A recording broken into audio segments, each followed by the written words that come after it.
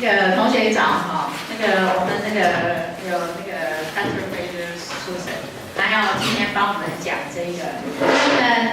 我们有美军护理长啊，他在成大医院，那他呢会在这个过程里面，因为他们相处也好一段了啊，所以我们也请他，他是当我们今天的，其实在成大或什么有些问题也可以问啊，但他主要是今天帮我们协调，中间做沟通翻译哦。那因为呢，那个苏晨他在成大已经很久了。他每一次呢，因为那个是在聘，所以这一次他也对金门这个地区对我们有兴趣，所以我们也刚好有这个机会可以了解了，因为他们是算建教，跟成大已经建教了很久。那有关那个书诊的一些经历，我们就请美军护理长。美军护理长他现在在成大护理部，那他是专管资讯方面的。我一听到这个，我突然有点高兴。因为我们资讯一直开不起来，所以呢，我们刚好有一个师资呢，也许我们以后可以好好的运用的。好，那我们请那个美军护理长安妮。我等一下过程中做的啊，这样子太突兀了，会让你们有压力。那其实今天是意外的课程，因为我们本来只是要来金门玩的，然后大概来前一个礼拜突然接到email说，今天突然排了一个课，叫我们要请老师过来，就是跟大家分享这个主题。然后说这样子，然后接着我又收到通知说我要帮老师翻译，所以其实没有什么。老师的PowerPoint就是昨天晚上我们那个吃完饭，好不容易赶回那个我们住的地方，然后赶快把它生出来，所以我也不知道老师里面放了什么东西。所以我中间的过程，其实老师我跟他强调，请你讲简单一点，因为我没有事先看过你的那个内容。即使要做翻译，其实有些东西其实不见得能够很快立即翻出来，所以我说请简单一点，所以它里面放很多的图，所以它的肢体语言尺寸的丰富。因为老师其实教学里面，你们猜他几岁？没关系，老师不介意。好old are you？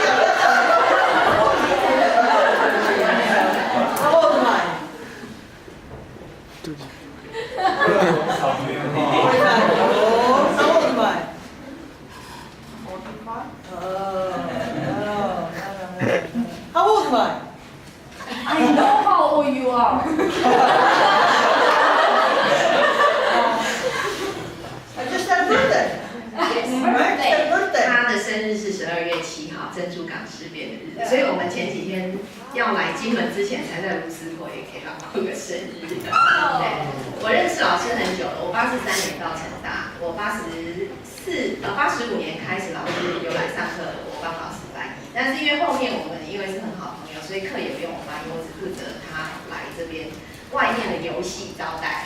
对，如果他去外面想要去哪里玩，都是我跟着老师出去，所以83年。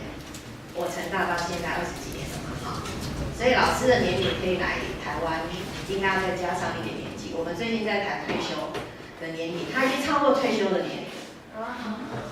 Surprise, because I'm talking about we talking about the topic of retirement. So in Taiwan it's 65. I'm an old dog. 所以今天的主题很适合来谈老师67岁。对。67 right? 66. 好，66。虚岁 ，OK， 虚岁。所以呢，我就问老师，那你为什么不退休？他说，在美国没有所谓的退休年，所以你只要可以继续教，你就可以继续教到你想要退休的那一天。那老师在他们学校是在那个 New Hampshire，Boston 是在哪里？东边，所以 Boston 再上去，对，所以已经是美国的东北角那个地方，所以在纽约再上去。对，纽约你们比较知道。Boston 也是很大的城市，他们开车其实很方便，对他们来说开车1-2个小时算是小事。好，所以他们学校在东北那个地方，然后他在他们的系上他是唯一的 full professor， 所以他即使不做任何研究，不接任何新课程，都没有人可以请他离开。所以如果他这样子的话，他其实不需要退休，他现在1个礼拜只要去学校2次，然后去上基本的课，这样就好了。然后他在那个医院，他有一个管理的那个咨商的工作，所以其实以他这样的状况，我是觉得很轻松啊。那为什么要退休？他可以做到90岁都没有问题。所以以美国来讲，没有所谓退休。所以很重要的就是，他如果要一直持续这样子工作下去，是不是就要不断的学一些东西？不然就会像我们讲的老狗玩不出新把戏了嘛，对不对？好，所以他每年都会来我们成大这边，因为跟成大护理系这边还是有合作关系，所以他几乎每年都会来成大，然后帮系上的老师就是 review 一些他的那个研究论文，然后帮他们做一些发表，因为在学校其实发表是很重要。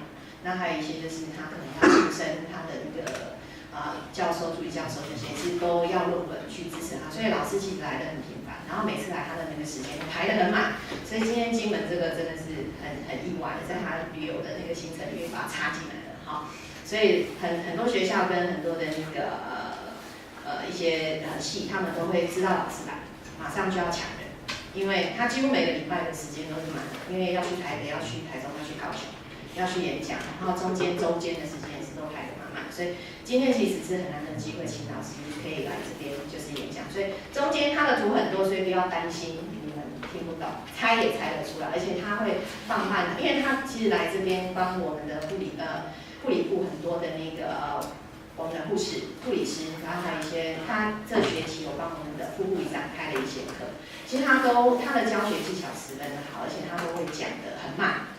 用很简单的英文跟我讲，因为他知道我们有时候在听力上会比较吃力一点，所以你从他的那个 PowerPoint 跟他的肢体语言，其实你猜得出他要讲什么东西，所以不要担心。那中间如果你们听不懂，你希望就是有帮忙的话，你就是跟我讲，好，不然我翻译要一直停下来，有时候就会走半小时的课，好不好？所以中间如果你们想要发问，你们就是举手，我再帮你们写一个翻译，好吧 ？OK，your turn。还有我们会的语，所以你们如果是要重复再听的话，可以介入。早安，早，你好，你好，你好吗？That's the only Chinese I know. So I think you know more English than I know Chinese, yes?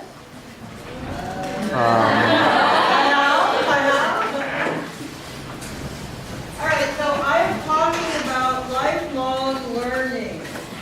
And lifelong learning is a requirement of a professional. 今天的主题是在讲那个终身学习。那对于一个专业来讲，你终身学习其实是一个必要的一个条件。Why is it a requirement? Because nursing is always changing.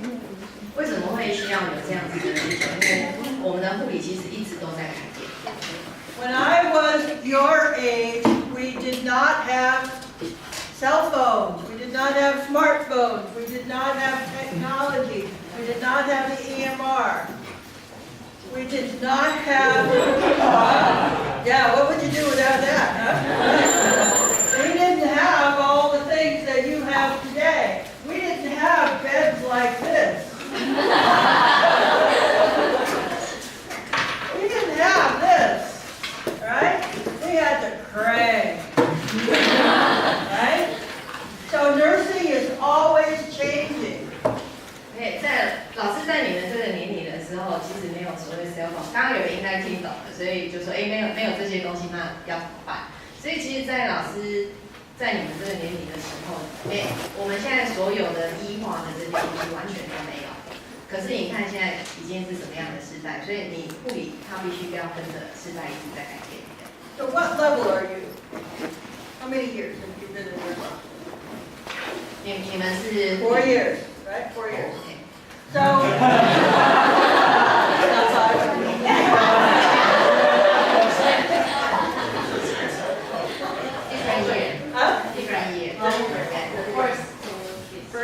first. Okay. So you learned how to give catheter care. Yes. 你们有学就是怎么样的 online 学了吗？还是有人还没学？First year may not. Well, you will learn. All right. Back when I was a nurse, the catheter care that we gave was betadine, povidone. You remember? Right? Yeah. We gave povidone care. We learned through research and evidence that that was the worst thing to do. 在他们的年代，他们在学注射那个 IV catheter 的时候，其实都是用优点消毒，对不对？其实我们现在也是有，但是现在就是以就是实证的观点来讲，其实用优点来做消毒，事实上是最不好的一个照顾方式。因为所以你们如果去医院实习，其实已经看到很多他都不用优点。And many patients we actually harmed or hurt because we did not know the evidence. 所以很多病人事实上就是他就是可能会因为我们不知道一些实证的一些研究结果，所以他有可能会受到伤害，或是病人受到一些痛苦。So that's why lifelong learning is so important, because the evidence and the science and the research today may not be true tomorrow. 所以为什么终身学习很重要？就是因为你今天知道的一些科学的结果，可能在明年或是明天，它可能就不是一个好的一个实证结果了，它一直在改变。So as nurses of the future, you must be constantly looking for new information and to develop lifelong learning skills. 所以护理它现在很重要，就是你要不断的去关注一些新的一些就是研究的结果，所以这样子的一个过程其实就是一个终身学习。So how many of you have been to the U.S.? 有没有人去过美国？ Okay. Well, you don't count. I am going to tell you a little bit about nursing education in the United States and how we prepare nurses. 那这边的话，老师会跟你介绍在美国他们的那个护理的教育，他们的一个background，他们怎么样就是学位上的一个规定这样。In the United States, there are 4 different ways to become a nurse. 他们有4种方法可以成为护士。The first way after high school is a 2-year degree called an associate's degree. 第一种就是你在高中毕业之后有一个2年的一个学制，那他们叫 associate degree。 You don't have that. Maybe we have had in the past， 就是2年制那个2技，类似像2技那样子的那个。And people who graduate with an associate's degree care for routine patients, long-term care, and acute care, but not in ICU, not in ER. 如果是2年制毕业的这种，他们只能在只能做一些 routine 的病人照顾的工作，然后他只能做那个 long term， 就是那个长期照顾的工作。那如果他是在就是一般的医院里面工作，他是不能进 ICU 的，只能在一般病房里面工作。They have no leadership courses, no research courses, or no community public health courses. OK， 那这一种2年制的话，它基本上它是没有任何像管理那个领导的这种课程，就是我们现在的管理课程啊，那也没有任何研究的课程，那也没有就是社区护理的课程。But it's the most popular in the United States. 但是这种在美国是很普遍的。Because it's only 2 years, it's quick, and it's least expensive. OK， 在美国这个很普遍，是因为它只需要2年，很快你就可以毕业了，而且它的那个学费比较便宜。The second type is a diploma degree. In this degree, it's run by the hospital. There is no college. It's 3 years, and these nurses work only in acute care because they have no leadership, no research, or no community public health. But there are very few schools remaining. This is the old Nightingale model.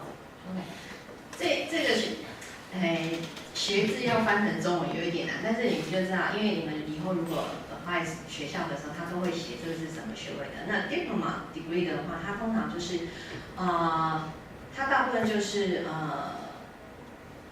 主要是以医院为主，那它的学制就是3年，它只是在就是 acute care 的那个单位里面工作。那它的课程里面，它并没有包含任何就是管理或是那个领导的课程，也没有 research 就是研究或是社区 public care 的这个课程。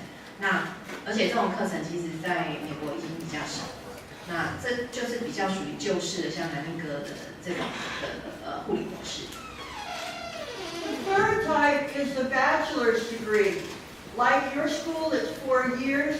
Nurses work in all areas of nursing, and it's our goal in the United States of having 80% of all nurses have a bachelor's degree by 2020. Bachelor degree 就是像你们现在学士学位，那它一样是4年制的课程。那所有跟护理相关的领域的范围都是包含在他们的课程训练里面。那在美国，他们的目标就是在2020年的时候，应该在他要达，就是有这种学制的，应该是说拿到这种学位，应该要达到80%。The fourth type of preparation is very new to the United States, and these are for people who want another career. They already have a bachelor's degree, so they come back for 2 years of intensive study, and they become a nurse with a master's degree. 这个比较特别，这个在台湾可能我不确定有没有，应该其实有也是很少。他其实应该是他拿的是硕士学位，可是这种人基本上他本身就已经有其他的那个学士的学位，比如说他是学电机的，或是他是学会计的。那他今天对护理有兴趣，他直接就是apply 这样子的 degree， 然后他只要经过2年的训练，他就可以成为护理师，而且拿的是硕士的那个学位。这个在美国其实很普遍。So we see in the United States that we can get a diploma or an associate degree or a bachelor's degree or a master's degree to enter nursing. 所以你看这边就是有不同的方式能够就是进入护理的领域，这些都是以学制来讲，你可以看得到的。It is these 2 types of nursing that are overseeing these nurses to do critical thinking. Overseeing, they're in charge of. OK， 在那个 BSN 跟那个 MSN 这个 degree 的这一群人，他们就会就是主要的就是负责下面那2层的人，去协助他们就是做一些critical thinking， 就是等于是指引他们要去做一些事情。Because in the U.S., our hospital stay, the stay of patients in the hospital, do you know how many days? What's the length of stay of a patient in the U.S. hospital? 病人平均 in average Average. 病人平均在美国，病人就是平均的住院天数大概是几天？你们猜 How many days? 3? 5. How many days in Taiwan? Special. Oh yeah, special. How many days in Taiwan? Average. Do you know? Do you know how many days? Taiwan? What's the average in your hospital? usually 7 to 10. 7 to 10. Okay. Now, last year I had my knee replaced. I have a new knee. 老师去年那个膝盖开刀， I had 2 new knees. 现在2个膝盖都已经开过刀了。I was in the hospital. How long? 猜猜看，老师开一个膝盖在医院要待多久？ 3 days. One day? 7 days. 1 week? No. 3 days. Nope. 3 days. 22 hours. 22小时，从进去到出来。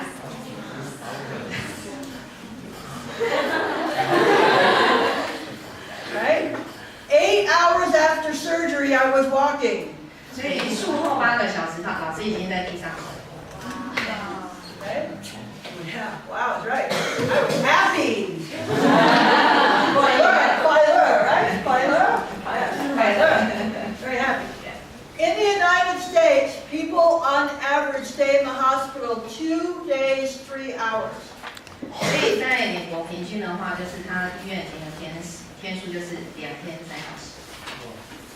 So that that means nurses must be very quick in doing everything for the patient and to teach the patient.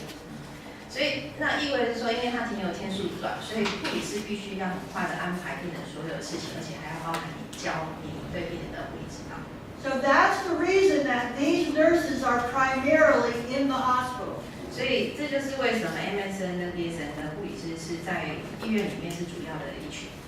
In fact, when I was in the hospital with my knee, I made sure to have my former students take care of me. 所以当老师去医院开那个膝盖的时候，他刚好照顾他的护理师是他的学生。对。When we look at the nurses in the U.S., how they have been prepared for the last 25 years, you can see this is the diploma going down, this is the associate's degree going up, and the baccalaureate degree is also going up. 所以这是从1980年到2004年他们做学位统计，你可以看 diploma 的那个人数，它慢慢在下降，然后 AD 是一直会往上升，然后那个最后一个是那个学士，就是你们4年的，它也是一直持续在往上升。In the U.S., we are planning on having a nursing shortage. Planning in the future. In the future, there will be a nursing shortage. OK， 那it means in the future you In the will future, by the year 2020, we'll be short 2.8 million nurses. 所以因为他们现在可以预估，就是在2020年，他们可能会有就是那个280万的护理的那个职缺，就是可能会缺少这些护士，因为他们的护病比其实计算方式是不太一样，所以你如果以护病比来算的话，它会缺这么多，没有护理师。The reason is the demand for nurses is going up, but the supply of nurses is going down. 原因就是你看那个红线是指对于护理师的需求越来越高，可是他真正就是培育出来能够就是到工作上做有实际就业的，他人数越来越就是变成比较少。The supply of nurses is going down because many nurses are retiring. 为什么越来越少护士？因为很多护理师都退休了。And the demand for nurses is going up because patients are getting sicker in the hospital. 那需求越来越高，是因为病人他的那个严重度越来越高。So we need nurses in the U.S. that are smart and can work well. 所以他们需要的护理师是比较就是能力好的，而且能够就是工作能够做的能力，因为整体来讲就是要能力比较好的护理师在医院里面工作。The need for lifelong learning has never been more important. 所以终身学习就会变得越来越重要。So I'd like to tell you my story of how I have been a lifelong learner and to tell you some of the lessons that I've learned. 所以老师今天就是要告诉你们，他是怎么样成为一个终身学习的护理人员，而且他就是有一些故事要跟你们分享。So this was my home right here. This is the U.S. This is my home in Connecticut. 红色的那一个就是老师他现在住的地方，康乃狄克州。I did not want to be a nurse when I went to college. 老师去那个college的时候，其实他并不是要成为一个就是护理师。So between 1969 and 1973, I got a bachelor's degree in biology and chemistry. 所以老师第一个学士学位是 biology 跟 chemistry， 差别很大。From the University of Connecticut. 所以他是从那个康乃狄克州大学毕业。But there was no job. 这个就不用翻译了，毕业之后找不到工作。If I got a job, if you were working in a lab with animals, killing animals. Really got a job? No, I didn't get a job. I didn't want to kill animals. OK， 如果他要找工作，就只能在那个动物实验室里面找到他的工作，但是他不想要杀，就是因为在动物实验室里面，你必须要对那个动物做一些动作。OK， 老师不喜欢。So I went instead to the School of Nursing, which is the picture here. And from 1973 to 1975, I got my bachelor's in nursing. 所以老师后来就又到护理学，就是进那个大学在念护理系，所以他在1975年拿到他的那个学士学位。So what did I learn from this? 所以老师从这样子的经验里面，他学到了什么？ Sometimes you pick the wrong path for the wrong reason, but still end up in the right place. 有时候你选了错误的，因为错误的原因选了错误的路，可是到最后你还是可以找到正确的地方。 The second thing I learned is education is never lost, even if you don't use it for a while. Never lost. Never lost. I still have it. OK， 所以教育你其实从来不会，就是你学过，其实你不会忘记它。所以即使你后来的生活里面你不会使用到它，其实你不会忘记这些东西。 It was the wrong path that I got a degree in biology and chemistry, but every day in nursing I use biology and chemistry. OK， 老师其实他选了那个化学跟那个 biology 跟 chemistry， 其实他是选了一个不同的路径嘛。可是即使他后来在护理，他每天其实还是会用到这样子，就是化学跟那个 biology 的这些知识，其实他都还是会在护理里面使用到。 So the lesson here is when life gives you lemons, make lemonade. 所以当你的生活里面，上帝他可能给你的是一个柠檬，那你可能用不到它，可是你可以把它做柠檬汁嘛，对不对？你还是可以喝柠檬汁，对。 So here was my first job. I needed a job. 所以这个是老师第一个工作。It was in a small general hospital, a local hospital, that only had 75 beds. 所以这个是一个地区型的医院，它只有75床。However, I got to work in the 6-bed ICU from 1975 to 1977. 那老师在这个医院的期间，他是在 ICU 里面工作，那这个 ICU 是6床的 ICU。 Now the patients in this ICU today would probably go home. They're very sick. 这6床的病人呢，在今天的标准来讲，其实他根本不需要住在医院，他直接回家就可以。他其实不是很严重的病人。 We took care of a lot of heart attack patients. 大部分在这里的都是那个心脏病的病人。 We kept them in bed for 7 days. 他们把病人就是叫他卧床休息7天。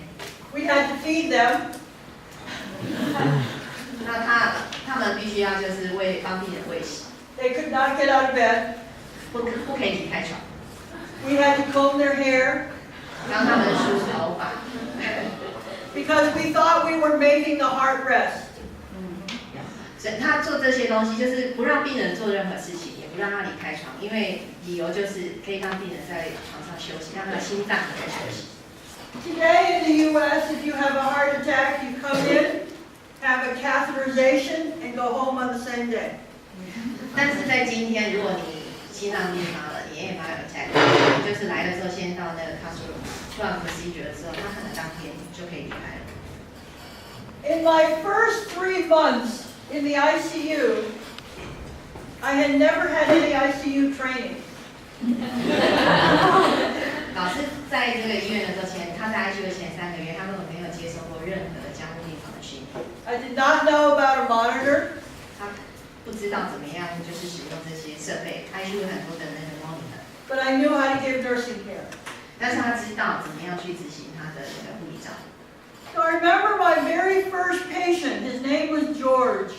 老师的第一个病人名字叫 George， He was in room 5他是在那个房间第5号房间， with his wife, and his wife was feeding him dinner. 他的太太在里面，然后正在帮他做喂食晚餐。 And all of a sudden, George went into ventricular tachycardia. 突然之間，那個 George 他就是 VT 了。 I was only a nurse for 3 months. 老師那時候才3個月而已。 I didn't know what to do. 老師根 glue. 所以大家知道，老师知道他要怎么，因为在那个美国那个999的那个999那个急救，它叫 code blue， 他直接拿起电话就知道要找那个急救的那个小组过来。But then I hung up the phone, 当他把电话挂上了之后， and I didn't say where. 老师叫了急救厅，可是他没有告诉他们他在哪里。Because it was a small hospital, the person who received the phone call knew my voice. 因为这一家医院它很小，所以那个总机接电话的人他听到声音知道是老师。So everybody came and helped George while I just stood there. 当大家到那个 ICU， 然后给那个做急救的时候，老师站在那边，因为他们知道要做什么事情。And I went home that night because I worked 3 to 11. And I went to my friend's house and I said, I think I should quit. 所以当老师回家的时候，他去找他的朋友，他觉得他应该就是要辞职。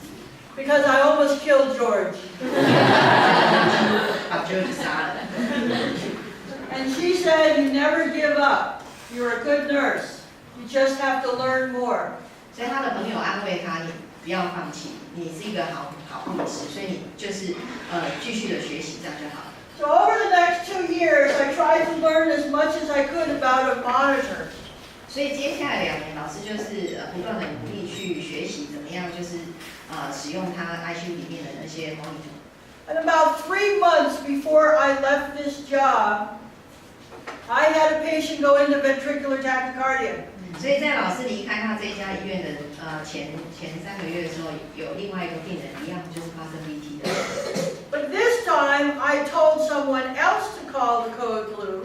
这一次的做法就不同了，他请他其他的同事去，就是打电话叫那个急救小。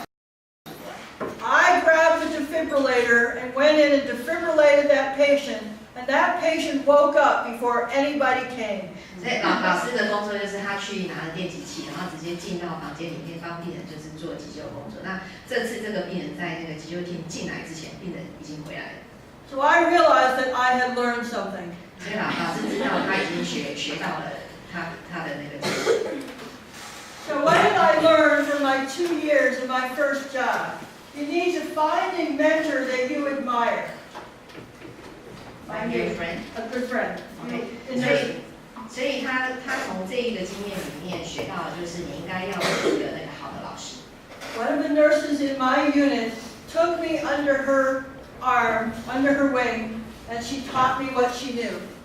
那在他的单位里面，他有一个学姐，就是带领他，然后教他，指导他。Even today, 42 years later, we correspond at Christmas. 那即使到现在已经这么久，他跟他的学姐还是一样，就是在那个圣诞节的时候，他们还是会互相就是有联络，有一些交流。Every day you should learn something that everyone else ignores because someday it will pay off. 你每天还是要就是从别人他忽视的一些东西里面去学到一些东西，因为有一天你可能会为了这个你忽视的东西付出代价。During my time in this first job, we were just learning about pulmonary artery catheters, spontaneous catheters.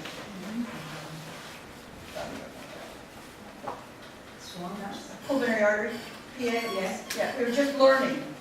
OK， We were just learning, just started. 其实这应该是 Swangas 它是有到这个，对，他在他们的就是在那段期间里面，他们刚开始接触到的是，我们现在应该是指那个 Swangas， 因为他会把那个气球飘到那个肺动脉的地方去测量那个压力，他们那个时候才刚开始接触到这样子的一个东西。And remember, I had a biology degree, so I was very interested in this technology. 所以，因为他是新的科技，那老师本身有 biology 的那个背景，所以他对这个新的技术他十分的感到兴趣。But no other nurse wanted to learn about this, so I taught myself. 其他的护理师其实对这个他们其实不太想去学这种新的技术啊，所以老师他对他自己讲。And one day we had a patient which needed it, and we were able to put in the very first one, And I stayed overnight, 3 nights, taking care of that patient. 所以他有一天，他们就是有第一个病人真的用到这个东西，那老师就是留在医院3天，就照顾这个病人。The third thing is learn from your mistakes. I learned all about what problem George had. 那另外一个就是你要从你的错误里面去学习到这个经验。那他学到的就是从 George 的那个他 VT 的这个事件里面，他学到了一些东西。But I was in that job for 2 years, and I knew I wasn't learning anything more. I had learned everything I could learn in that job. OK， 所以他在那个2年的工作的时间里面，他就是尽他所能的去学了很多的东西。It was time to go back to school. 所以他在2年之后，他又回到学校。So I left my nice little home in Connecticut and moved all the way down south to Alabama. 所以他这次他是到那个阿拉巴马州，他去那个阿拉巴马大学。From 1977 to 1979, I got my master's in cardiac nursing because that's what I like. I like taking care of people like George. 所以他在阿拉巴马州的大学，他的那个硕士学位，他是主要是在那个 cardiac nursing 心脏的那个护理。And at that time, I also became certified in critical care. 那他在这个时候也拿到了就是那个重症护理师的那个执照。Now, Alabama is a very different place in the U.S. 阿拉巴马州其实在美国是一个比较不一样的一个州。They talk very funny. The way they talk. The way they talk. OK， 他们说话的方式比较特别，比较好玩。Even though they speak English, it's very hard to understand. OK， 即使他们是讲英文，你还是听不懂他在说什么。So one of my patients there was a very small, older black man. 那他有一个病人是一个，可能就是体格比较娇小的黑人的男性。And he came in and I asked him what his problem was, outpatient clinic. 他在那个门诊的时候碰到这个病人，然后他就问他说：“你现在有什么样的问题 And he said, I have the blind staggers. ？”Blind staggers. This is no. I don't know. I don't know. 他说那个病人他刚才动作看得懂嘛？他就是会摇晃会那个。那我问老师说是眩晕吗？他说他也不知道。I said, 什么？因为老师不知道他在说什么。He said, blind staggers, I got the blind staggers. 那病人持续还是用他的方式去描述他的症状。And I had to find another nurse to tell me that the blind staggers was orthostatic hypotension. Postural hypotension. When you stand up, your Yes. blood pressure drops. Yeah. 所以他去找了别的护理师去问他这个描述到底在讲什么，结果自慰心理学。他站起来的时候，可能他血压下降，所以他就会觉得眩晕，他不舒服。So when you are in a different area, you sometimes have to learn a different language. 所以当你到不同的地方的时候，你可能要试着去学习不同的语言。And here was the university that I graduated from, and we receive, every time you graduate, you receive a pin. You receive a pin. 哦，这个是老师毕业的学校，那个是他们的那个系的那个系徽。So what did I learn for my 2 years in Alabama? 那他在阿拉巴马州大学的护理系的这段期间，老师学到了些什么？ In order to learn, you have to step out of your comfort zone and know that it won't hurt. 你如果要学东西，你必须要就是离开你的舒适圈。那对。Don't be afraid to admit what you don't know. 那不要害怕去承认你不知道的一些事情。I tell my nursing students, you need to tell me if you don't understand. 所以他不断的告诉学生，你必须要告诉我，如果你不懂的话。Because if you think you're wrong and you're wrong, you might hurt a patient. 所以，因为你如果你的想法是错的，那你不问你也继续做，你做的是错，病人可能会因为你因此受到伤害。Finally, don't give up too easy. 还有就是不要太容易就放弃。Nursing is not easy. 护理工作并不是一个很简单的工作。So after I graduated graduated with my master's, I needed another job. 所以他的那个硕士学位毕业之后，他又需要另外一个工作。And I moved to Florida. 他就是到那个佛罗里达州。Here's Alabama and there's Florida. Now what is Florida famous for? 佛罗里达州最著名的是什么？ Crocodile, right? Crocodiles are way down here. Disney World, right? Disney World. Disney World's right about there. Right? What else is Florida famous for? 还有什么东西是很著名？ Crocodiles and Disney World, and what else?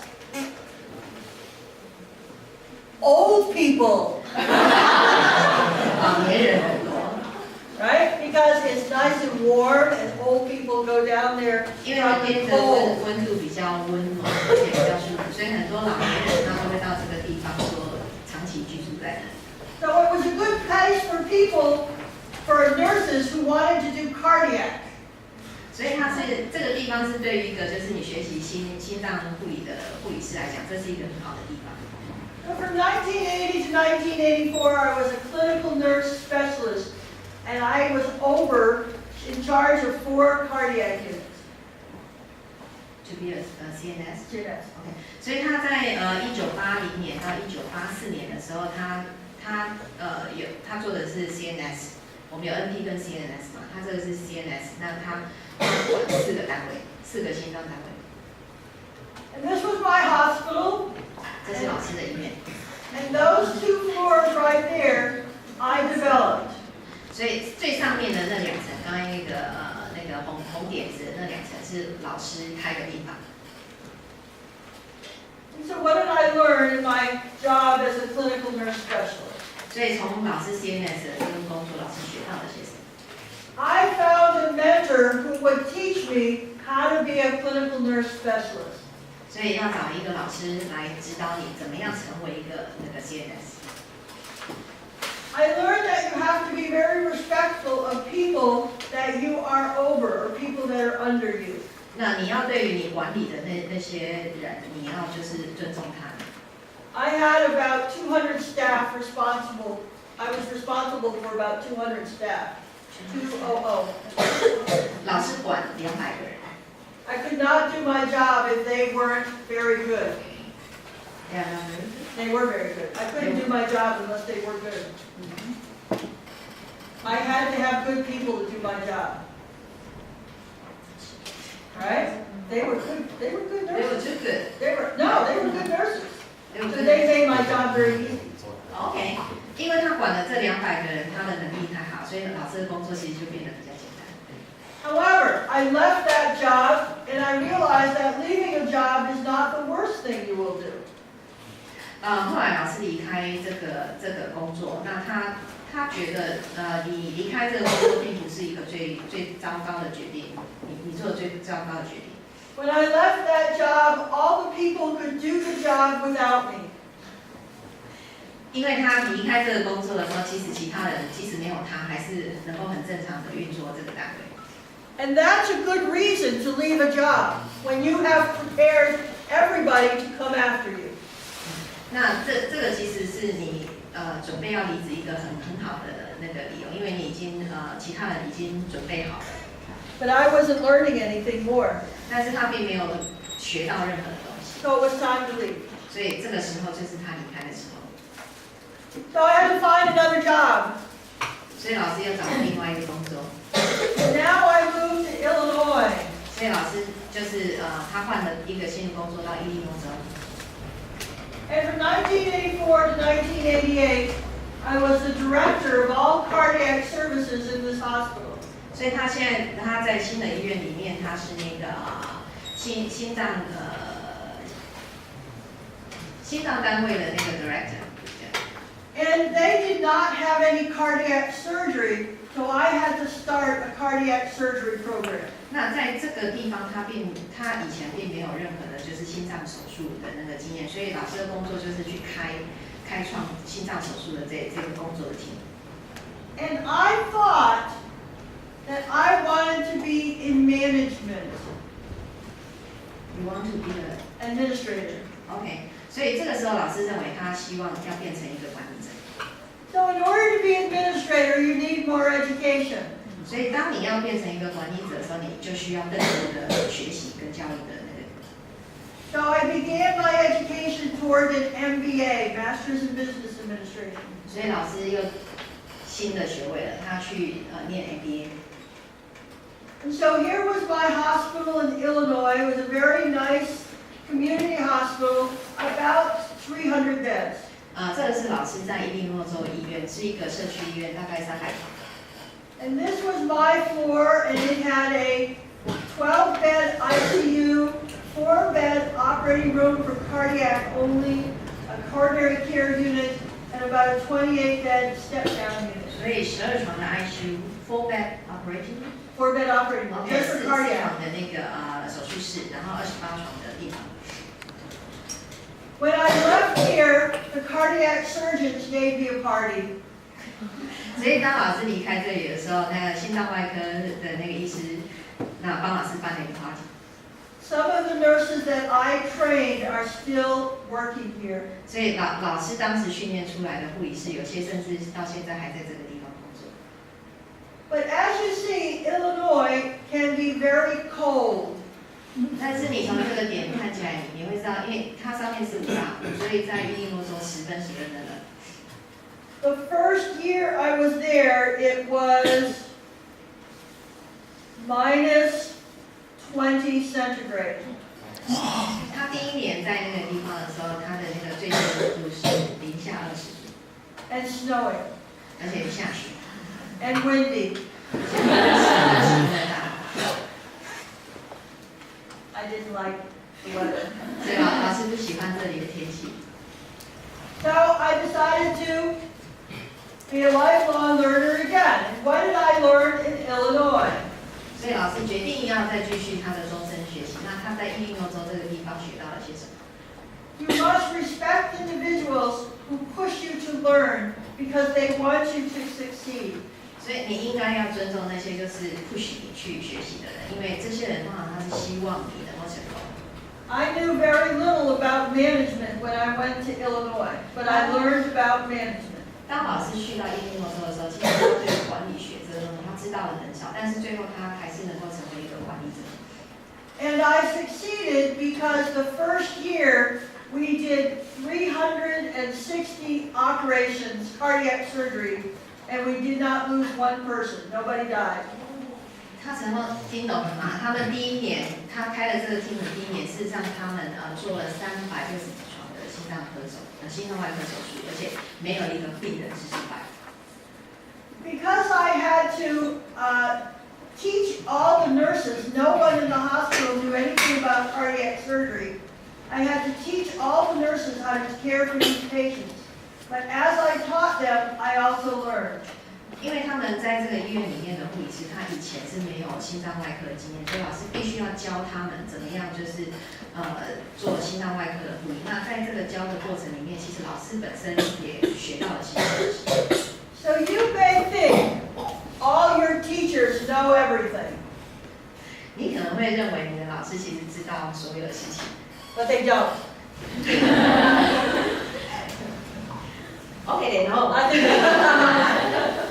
because in order to teach you, they also have to learn. 因为为了要教你们，其实老师他自己本身也要继续学习。When you can't learn anymore, it's time to move. 所以当你没有办法再学到更多的东西的时候，就是你离开的时候。I left this job after 3 years because I was not learning anything more. 所以老师这次在离开，其实一样，他觉得在这个地方他已经没有办法再学到更多东西。So now I have to find another job. 所以老师又再换了一个新的工作。And I wanted to go back home. 所以老师回到他的家乡。So here's Illinois, and now I'm going back to New Hampshire. 所以老师这次就是到 New Hampshire， 老师现在住在 New Hampshire。So Mei-Chung told you about Boston. Boston's in Massachusetts, right about there. And this is where I am now. So I relocated to New Hampshire and became the director of critical care. 所以老师就是回到 New Hampshire 了之后，他一样在一个心脏照顾中心，就是成为一个 director。I was responsible for half of the hospital, How big is the hospital? about 400 beds. 老师后来这个医院有400床，但是几乎一半的那个床位都是在他的管理之下。I had cardiac plus emergency room plus ICU plus rehab plus the operating room plus the cardiac cath room. OK， 老师刚才讲的单位大家都知道，这些东西都是在老师的管理的范围里面。So I learned how to operate different areas.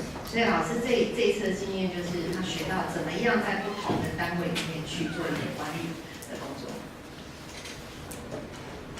And this is the hospital. It was a Catholic hospital right in the middle of the city. 那这一间是一个天主教的医院，那是在他们这个城市的中央。But the problem was the nurses were very unhappy.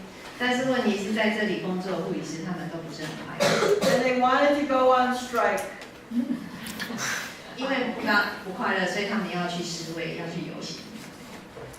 So unfortunately, I did not stay in that job but 1 year. 那在这个医院里面，事实上他工作没有到1年， I don't like to work in an unhappy place. 因为他不喜欢在一个不快乐的地方工作。 So what did I learn? Learning comes from making mistakes. It was a mistake to work at this hospital. 所以他一样就是从错误里面学，你会学到一些东西。 The values at this hospital were not my values. It was not what I enjoyed. 那这个医院它的理念其实不是老师他期待的一个理念， But I did learn it's always good to go home to New England. 但是他学到的是你能够回家，事实上是一个很好的事情。 So now I had to find another job. 所以新的工作又来了。 So I found a job right across the river in the city, same city. 在同一个城市里面，那他找了一个新的工作。那这个医院其实是在那个河的旁边。 And it was very much in line with my values. 那他的那个价值观是跟老师的价值观是比较接近的。 I was at the Elliott Hospital from 1989 to 2005. 那这一间医院他一直工作到2005年。 And my role there was a staff nurse. 那他在这一家医院里面，他其实是做临床的护理师， I was in the recovery room. 在恢复室里面。 But I decided that I really needed to finish my degree, so in 1999 I got my MBA. 那老师之前去 MBA 的那个学位嘛，那他一直都没有毕业，一直到19年。 So what do I learn by going back to being a staff nurse? 那老师从就是回到临床护理师的这个工作里面，他学到了些什么？ Never be afraid to go back to your beginnings. 不要害怕回到你的开始的那个点。 Once you are a staff nurse, you can always be a staff nurse. 当你曾经是一个临床护理师的时候，你永远都是一个临床的护理师。 And sometimes it's fun not to have responsibility, 有时候可以不要有责任，其实是很好的， especially for other people. 尤其是这个责任是来自于其他的人。 Use your strengths and improve on your weaknesses.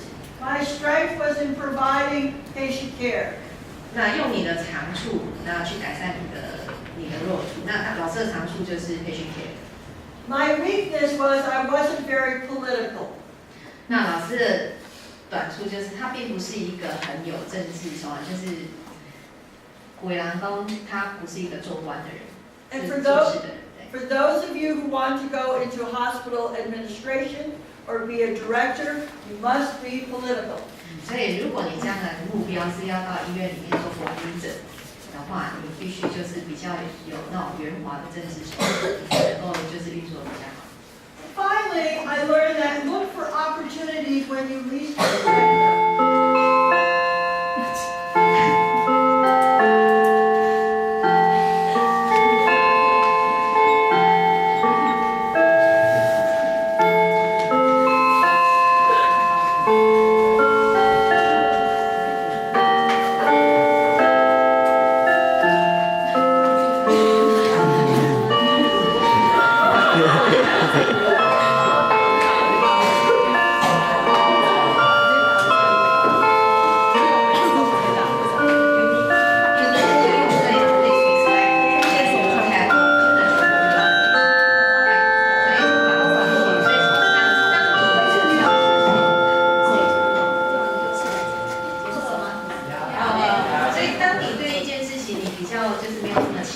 候，事实上你会从这个过程里面有更多的机会。When I was a staff nurse on this unit, there were students that would come in to the unit. 对，当他是一个临床护理师的时候，在他工作的单位里面会有那个护生会来实习。And I am always eager to share my knowledge with anybody. I like to. I You like like to. to. Yeah. 那老师是很喜欢去教学生，然后分享他的经验。So when I was teaching one of the students one day, the nursing instructor happened to be watching. She was watching. Why? I don't know. OK， 所以当他在教学生的，有一天他在教学生的时候，那他的那个 director 一直在就是注意他。And she came up to me afterwards and said, "Do you like to teach?" 所以他那个就是在下班了之后，那他的 director 就是去找他，问他说你喜欢教学吗？ And I said, "I how." And she said, "Well, we have a job for you." 所以新的工作来了，他说有一个工作。I did not expect that, but it was an opportunity. 老师其实没有抱很大的期望，但是那是一个新的机会。So a job found me. 所以新的工作找到老师了。And so the University of New Hampshire said, "We have a job for you." And from 1989 up till today, this has been my home. 所以这个新的工作，老师从1989年一直工作到现在。But remember, still up to 2005, I was a staff nurse, so I did both jobs.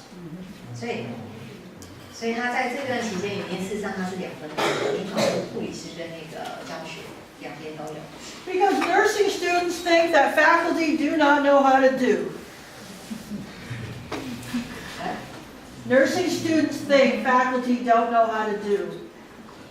Skills. OK。那因为他其实在这段时间是兼两边，因为很多学生认为那个老师其实他不太知道临床的一些东西。So it was important that I maintain my job as a staff nurse. 所以很重要的是，老师一直持续就是维持他在临床的那个工作。So today I teach medical surgical nursing. 所以他现在主要教学的范围是那个另外一个护理学。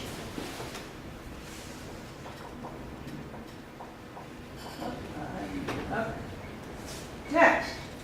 But here was the problem. In 1996, I had a Bachelor of Arts in Biology and Chemistry. I had a Bachelor of Science in Nursing. I had a Master's in Nursing, and I had an MBA, but I wasn't qualified to teach. OK， 从1996年开始，其实老师已经有很多不同的那个学历了。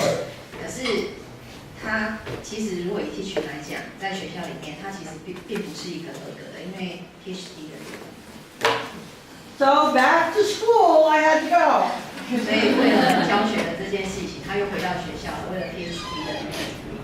So I chose a school that I could go to and still work full time.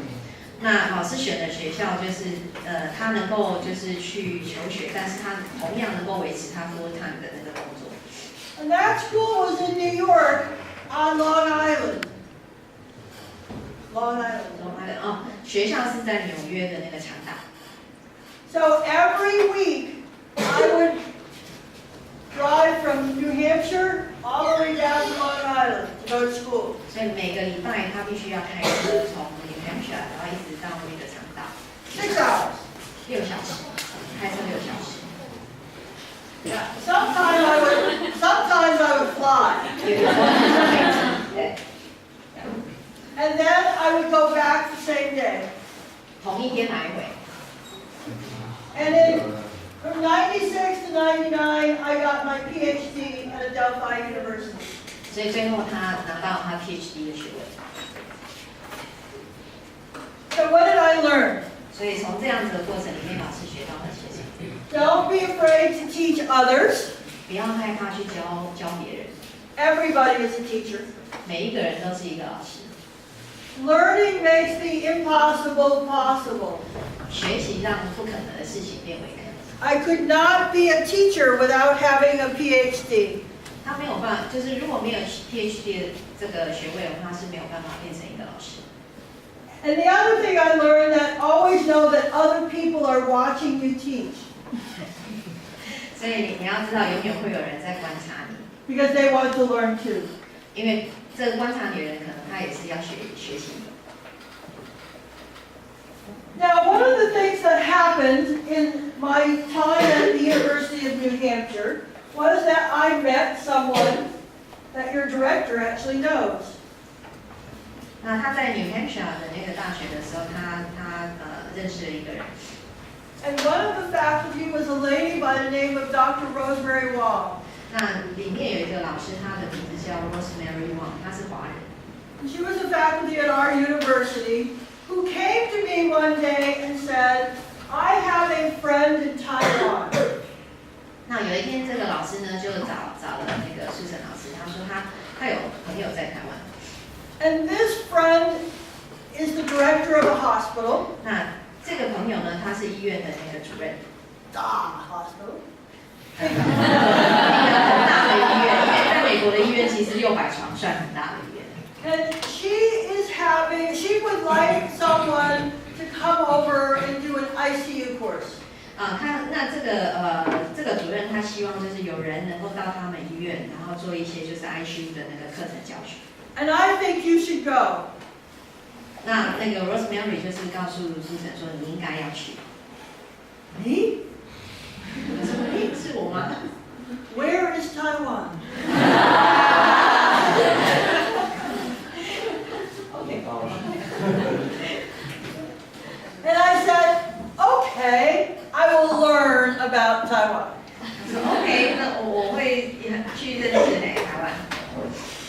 So at this time, I went global with my learning. 所以这一次老师的学习是领域已经到了全球化。 And in 2002, I made my first visit to NCKU. 所以他在2002年第一次到成大医院。 And that was when I met my friend Mei Chun. 我们在那个时候就认识了。 And I learned all about Taiwan and about some of your culture, and I learned a few words. 那老师在就是这个经验里面，他认识很多人，然后也认识我们的文化，还学了一些中文。 Son. And for the past 15 years, I've been coming back to Taiwan just about every year. 那在过去的这15年来，老师大概就是每年或是每隔1年都会到台湾。 So what did I learn? 那老师在这样的经验里面学到了些什么？ You must always listen to your mentors, to your best friends. 那你要就是要听从你的那个好朋友和你的那个老师。 Rosemary was one of my mentors. She was an older faculty member. 那 Rosemary 其实她是在那个系上比较资深的那个一个老师，她是苏珊老师的老师。 I learned to be flexible. 那她也学到了要就是比较能够弹性化。 My very first time to Taiwan was in August. 那老师第一次来台湾的时候是8月，对他来说太热了。Right. And I not only taught at NCKU, but I went up to Taida, right? Yes. Taida, yeah. 那他除了在成大之外，他同样就是到台大去做演讲。 I want to talk about taxi driver. So I was teaching in Taipei, and I wanted to go to the jade market after I taught. 那他去台北上课的时候，在讲完课，他要去那个卖玉的那个玉市场。 And my friend Rosemary wanted to go to the art museum. 那他那个 Rosemary 他希望去那个艺术馆。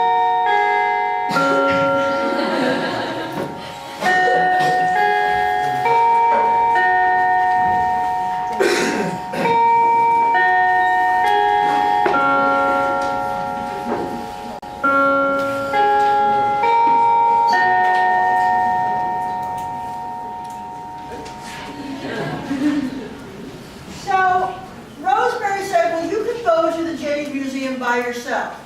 所以 Rosemary 告诉他，你可以自己去那个玉的市场。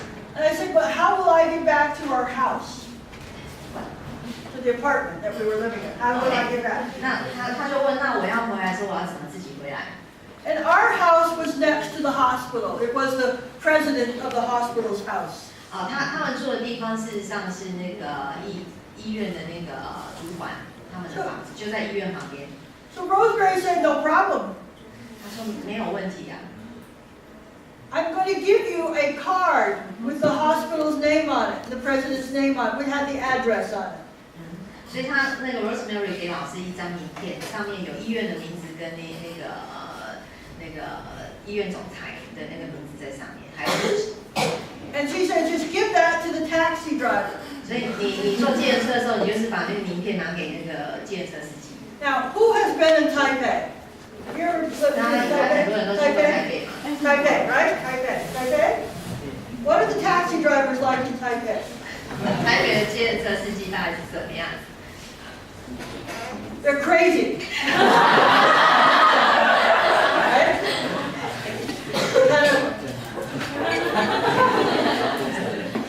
Right? Crazy?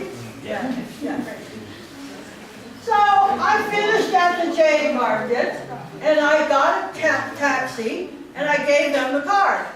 所以老师去了玉的市场，然后他后来也叫了计程车，然后把那个名片给了计程车司机。Taxi drivers in Taipei do not speak English. 台北计程车司机没有在讲英文。 This was my very first trip to Taipei in Taiwan. 这是他第一次到就是来台湾第一次到台北。 I knew 5 words. 老师只知道五个中文的字。 1、2、3. 1、2、3。谢谢。不敢。刚刚讲的是老师唯一知道的五个句子。 So I gave him my card, and he said, "Go." 所以他把名片拿给那个司机的时候，司机说 “Go”。 I said, "Go." 老师就回应他 “Go”。 And he kept on looking at me. Go. Go. And every time he looked at me, he went faster and faster. 他每次就是计程车司机回头看那个老师的时候，就越开越快。And he was a crazy driver. Go. Go.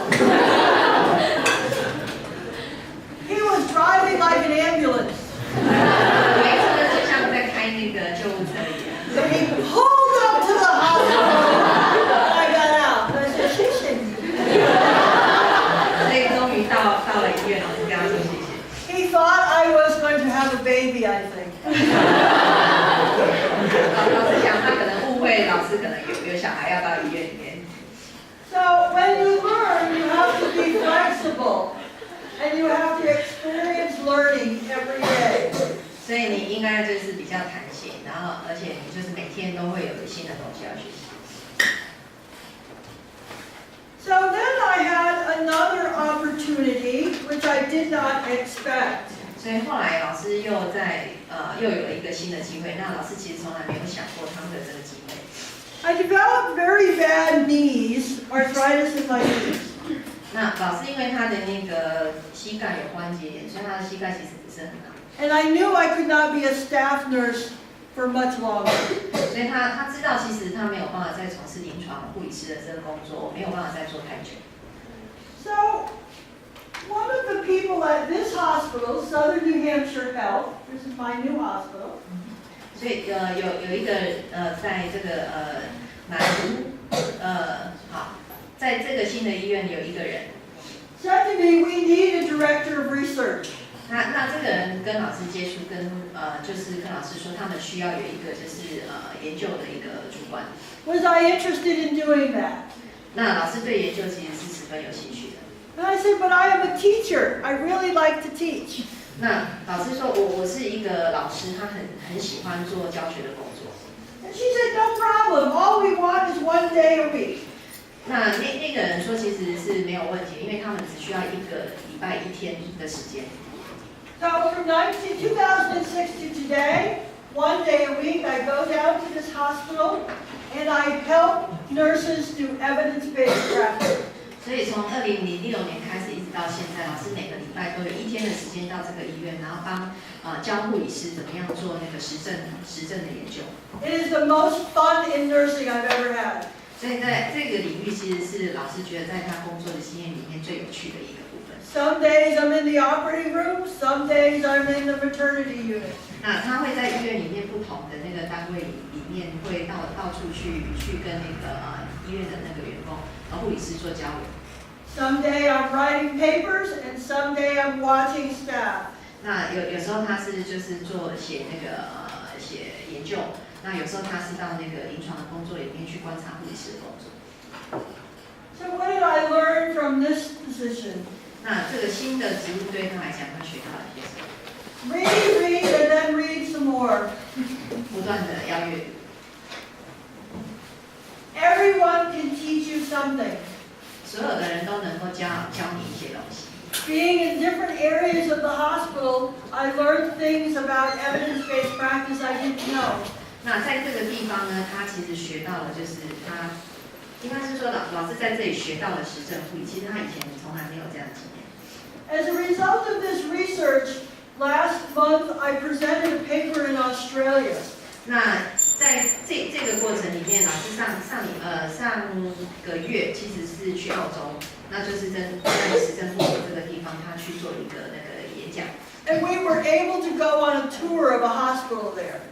那他能够就是去你去做演讲的时候会有那个，应该是说医院的那个参访。